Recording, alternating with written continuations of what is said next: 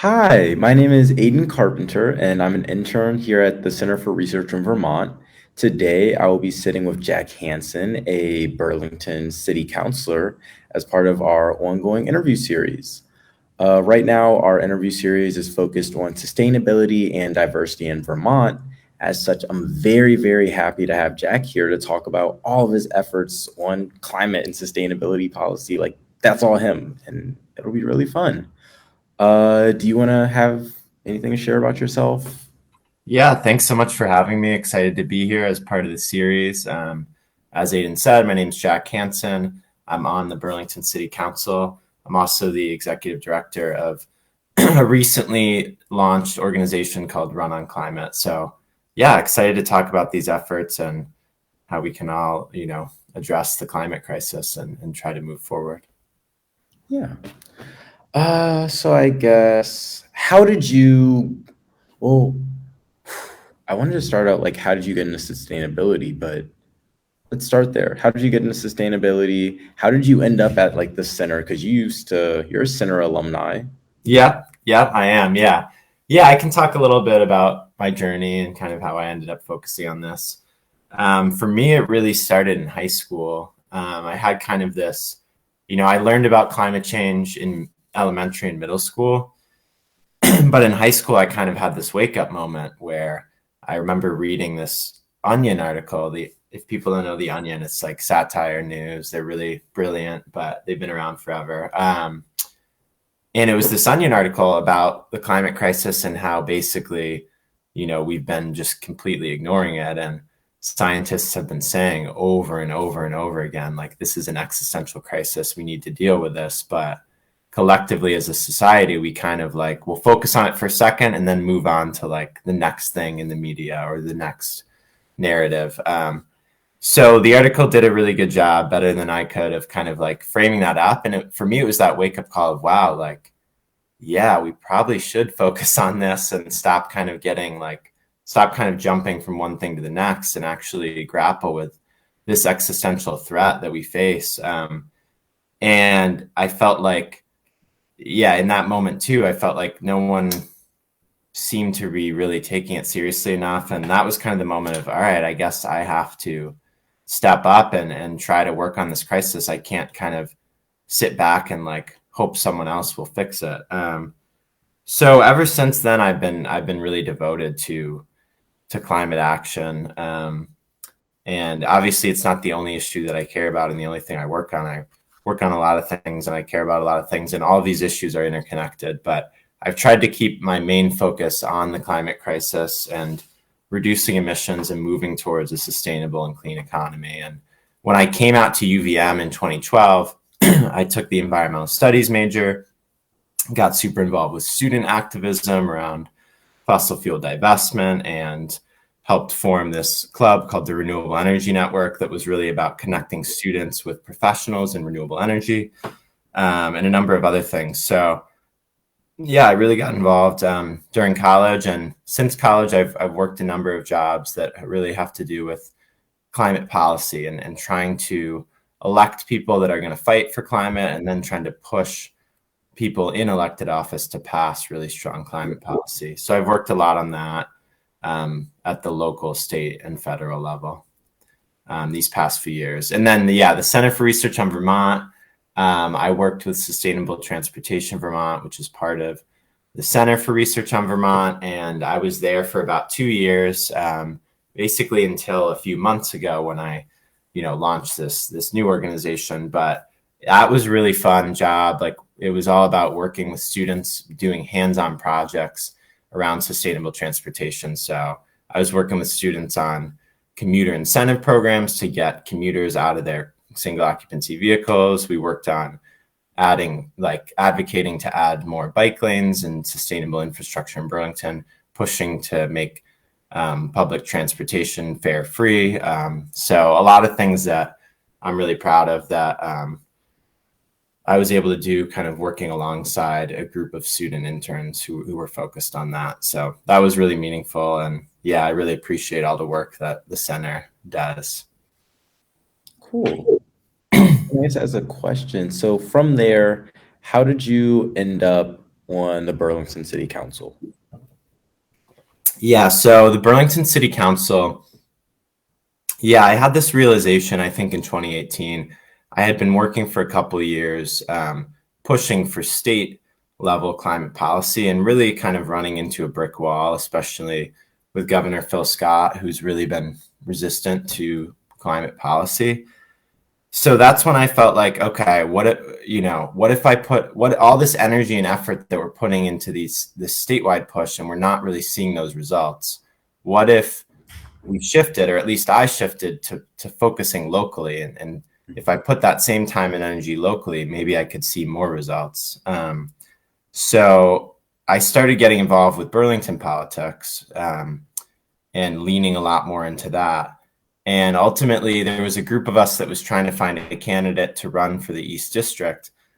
We felt like that was a seat where we could have someone who was more progressive, who was willing to push further and harder on climate and a lot of other issues. So we kind of came together as a group, and we were looking to recruit candidates. And ultimately, there was a really great candidate who stepped up and was willing to run. And I was her campaign manager. But then about a week into the race, she decided that, it really wasn't right for her to do this at that time. She really wasn't in a place of wanting to take that on and run for city council. So we were kind of scrambling at the last minute. And that's when I really stepped up and said, all right, I'll give it a go, and I'll jump in, because I didn't want to just, let that seat remain uncontested. I felt like we could do better with that seat. So I stepped up and I ran. And I won in March of 2019, and I was reelected in March of 2021, a year ago. Okay. So do you not have to? Oh, it's every 2 years. So 2 years. Town meeting day is your day. Yeah. 2-year terms, and it alternates between the districts. So I represent a district which is 2 wards. The districts are going to be up next year, but just yesterday, obviously, we had election day, and that was the wards. So okay, the eight wards that we have in Burlington, each of those there was an election for city council last night, and then the 4 districts will be up next year. But that's all going to change too, because we're going to do redistricting. So that whole system is going to shift around soon. well, I think now it's time to chat about your organization, RunOnClimate. So it's been kind of described to me as you're trying to get like the average citizen who cares a lot about the environment, who cares a lot about like where we're going in terms of the world and sustainability, and saying, hey, I'm going to run for some type of local office with like that as my core mission. Like, would you say that's accurate? How would you change that? Yeah, so RunOnClimate, I mean, it's really inspired by, so I told you I had this moment of like, all right, pivoting to local. And I that theory that I had, I think, has been proven true to a large extent. I feel like the energy and effort that myself and others have put into local, we've seen so many results come from that. And it just feels like a really tangible way that people can make a meaningful impact, not just on climate, but on whatever issue they care about. So yeah, this organization is specifically about climate, and it's specifically about that local level action. And we're trying to get people to understand, people who care deeply about climate change, we're trying to get them to understand that they should focus in on their own community and the change they can make there. And we're here to help them do that. So we offer trainings for people in how to advocate locally on climate, how to run for office locally on a climate platform. We support candidates who are running on climate at the local level, and help them in their campaigns, try to get them elected. And then we support elected officials who are climate champions, who are local elected officials. We are there to help them pass really meaningful and cutting edge policy. So our organization is trying to be on that cutting edge of local level policy, because when municipalities move forward really cutting edge stuff, that is then replicated by other communities. It trickles up to the state and federal level, and it has such a bigger impact even beyond just that community. So I feel like these last few years in Burlington, I've been a part of that movement in that community, but now I want to do more to like accelerate that movement and that transition. So it's really exciting. I mean, there's a lot of great policies that are possible at the local level, and people just in many cases like just need a little bit of help, a little bit of support and resources, because a lot of us who are local elected officials don't really have many resources. So just having a little bit of outside help can go such a long way in allowing them to move these things. Okay. I guess let's dig into that. Like what does the assistance actually look like? I know you've like given an idea of like, oh, we help them in this way, but like a core example of just like this person, this is what we did for them and how it benefited them. Yeah, so we have this policy now, the furthest area that we've developed out is this local climate policy network. And so far we have 8 members of that. Some of them are current local elected officials, others are former. And what we're there to do is there's a number of areas we can help. We can help them with actually writing and crafting the policy. We can use models and templates from other communities, or we can develop it, from scratch. So it's the policy crafting and writing is one piece. It could be the public communications, to help them communicate this message out to their community and get the word out. Because again, a lot of this just comes down to like so many of us are just overworked and under resourced as local electeds. Like so many of us who are local electives have full-time jobs. We're trying to do this city council role that's super time consuming and difficult. We're trying to do that on the side of a full-time job and whatever else we have in our life. So we might not always have time to write up a really well thought out public communication about the next policy issue we're pushing. We might not have the bandwidth to do that. So that's where we can come in and help them draft that up and write that up and get the word out to their community of what's going on. We can help them with advocacy too, like if there's particular decision makers or stakeholders that need to be talked to about this policy. Again, they might not have the bandwidth, but we could set up that meeting. We could talk through maybe another city councilor or a business entity that might be skeptical, or maybe they oppose the policy, but we can meet with them, talk it through with them, and help them understand what the policy is, helps make the policy better, try to get more people on board so that it can actually pass. So, and then we can help them with strategy and just meeting with these local electeds and sitting down and saying, okay, like let's focus in on this policy. What's the timeline? How are we going to get the votes? Just kind of that focused strategy and planning work that's going to make this come to fruition. Again, it's about the fact that like folks are overworked, they're under-resourced. A lot of this local level, being a local level politician, it's a lot of reacting to all the things that are flying at you and all the demands. So to have someone come in and say, here, I'm your climate person, let's sit down, let's have a meeting, let's get to work, let's make some climate policy pass. We think that can make all the difference in the world for some of these folks and allow these really great policies to get through. Okay. I guess so your organization is completely focused on like climate and sustainability in terms of that is your realm of policies. Yeah.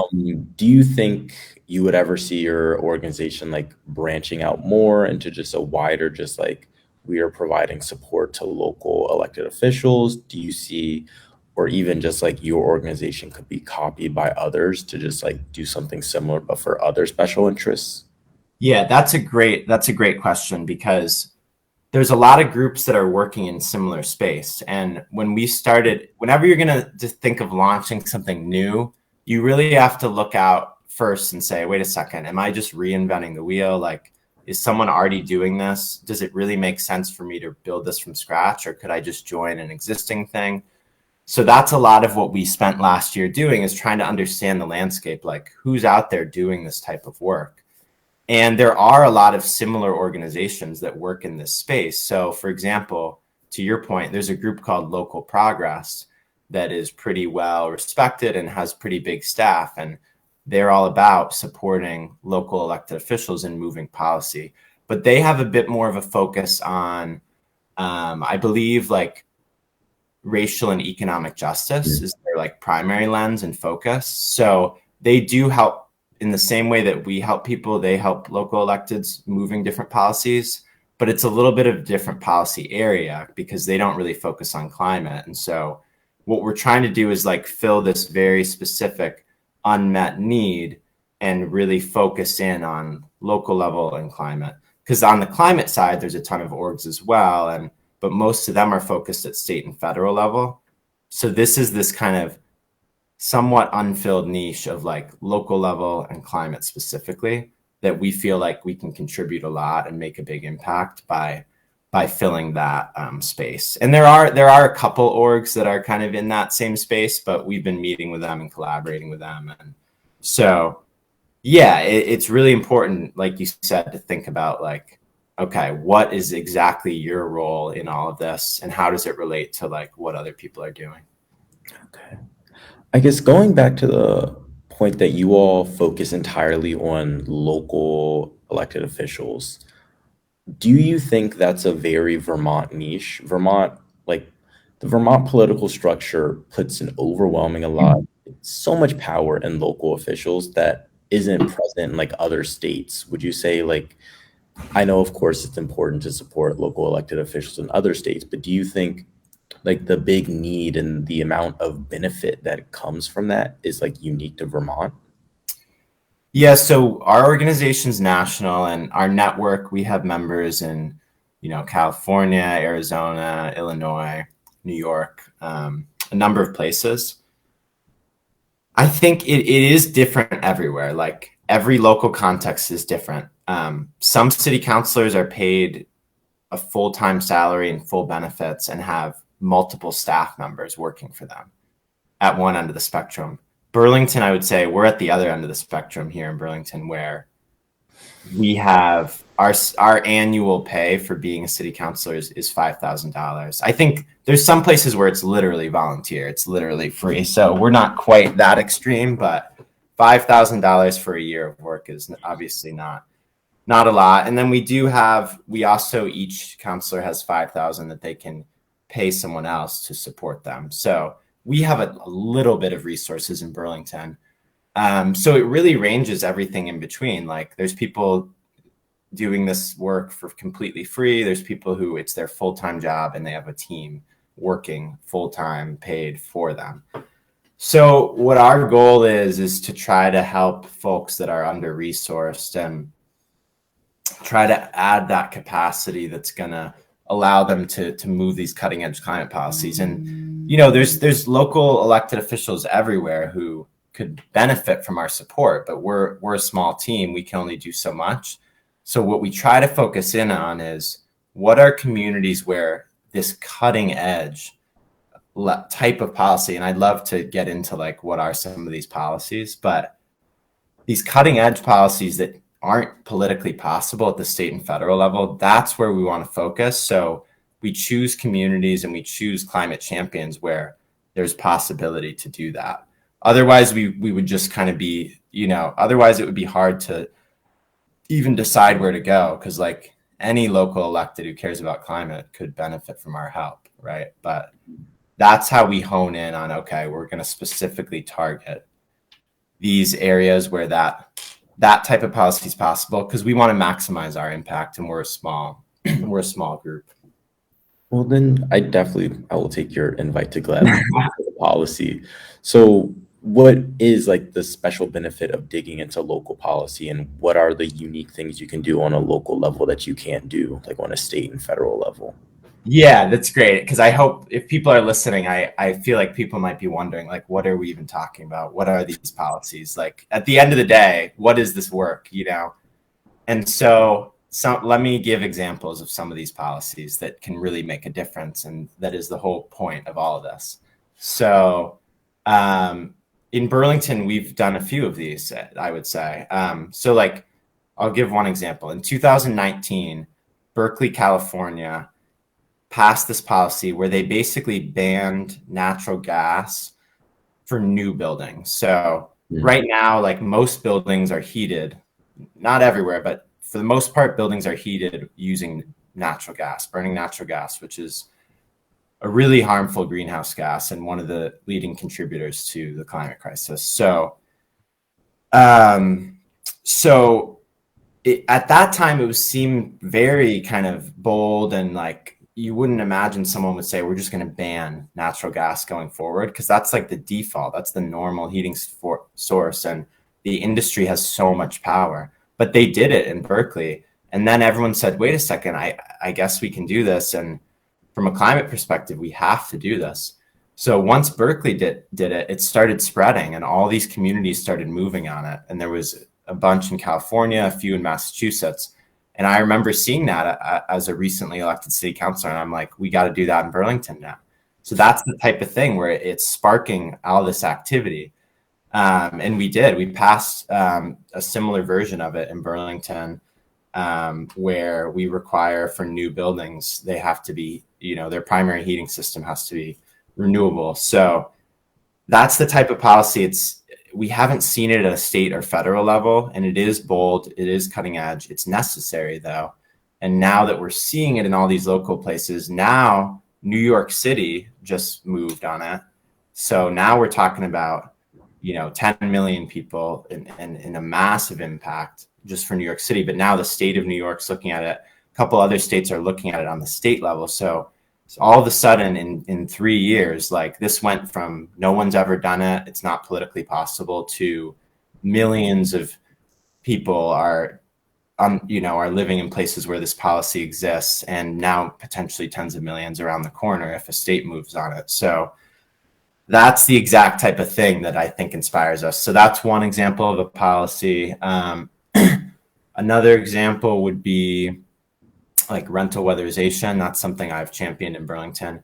Yeah. Only a couple communities have done that, but that's basically requiring all landlords to weatherize rental units. And so make them energy efficient and really reduce, again, natural gas use. So that's another one. I think, fossil fuel divestment is one that's already well established, and that's already spreading everywhere. I don't think people need our help because that one's got a good infrastructure and resources to help people, but that's something we moved. Some communities are looking at banning all new fossil fuel infrastructure. So someone couldn't even open a new gas station, for example. So, and then other communities that actually have drilling and extraction, like Los Angeles, for example, there's all these oil and gas wells within the city limits itself, where there's all this drilling.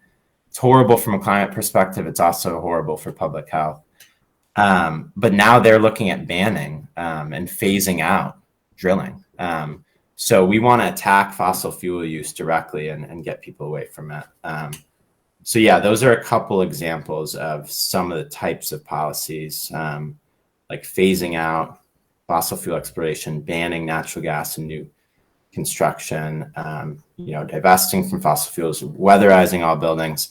Another huge one that we were leading on in Burlington was we basically are trying to change our city charter so that we can regulate existing buildings and move existing buildings off of fossil fuels, because most cities don't have the authority to really do that.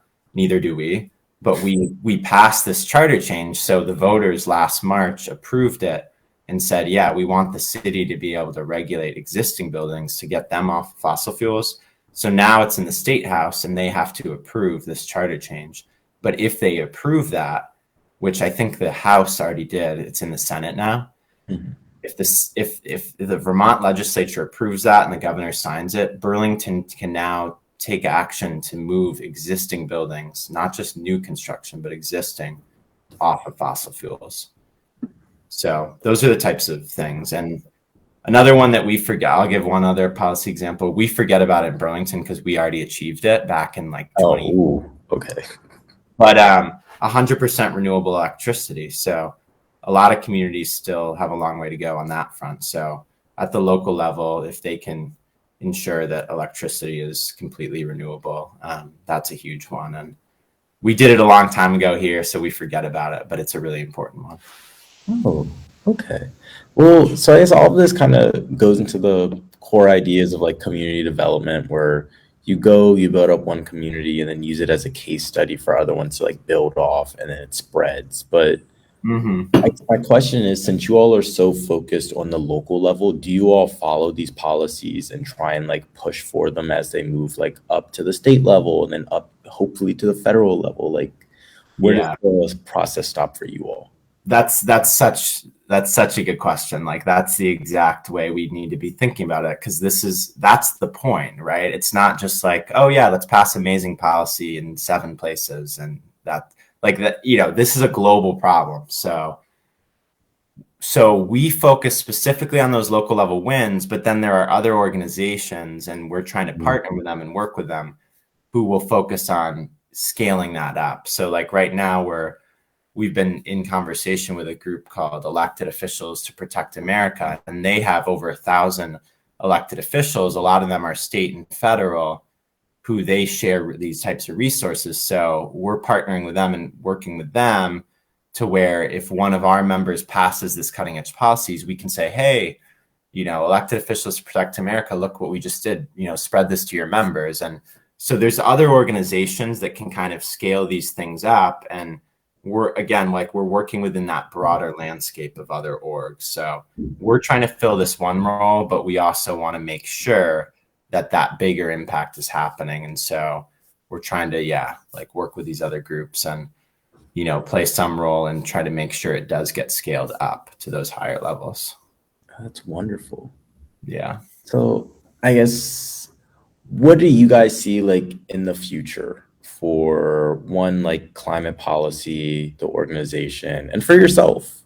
Mm-hmm.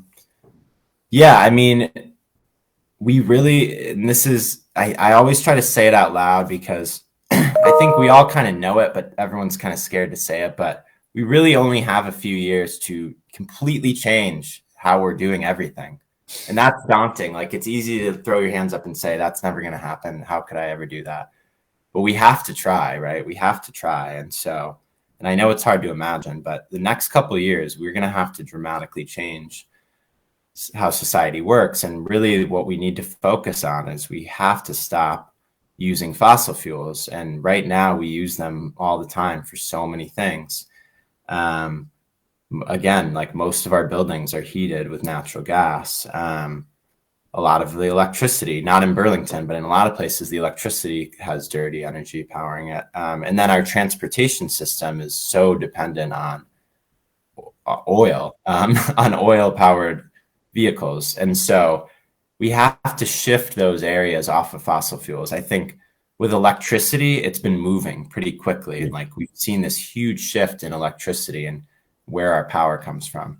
Transportation, it's slow. Like we're starting to see a lot of, at least like electric vehicles are starting to kind of come in. We're starting to get off of oil, but a lot of the work at Sustainable Transportation Vermont is like, how do we get people out of cars and into other modes of transportation, right? So we got to focus on shifting that system. It's all about, getting off of fossil fuels. And where are we using them? Those are the 3 big areas: is transportation, heating, and electricity. I would say transportation and heating especially are where like we should focus, because electricity already is shifting and the economics are really good and it's happening. So I know it's overwhelming and it's big, but like we just have to each of us need to find a way that we can make an impact. It's going to really take everyone playing some type of role, even just in their own life or in their own community, trying to reduce fossil fuel use and implement these alternatives. But it's going to take really good policy at all levels of government. And so we want to help local governments lead the way.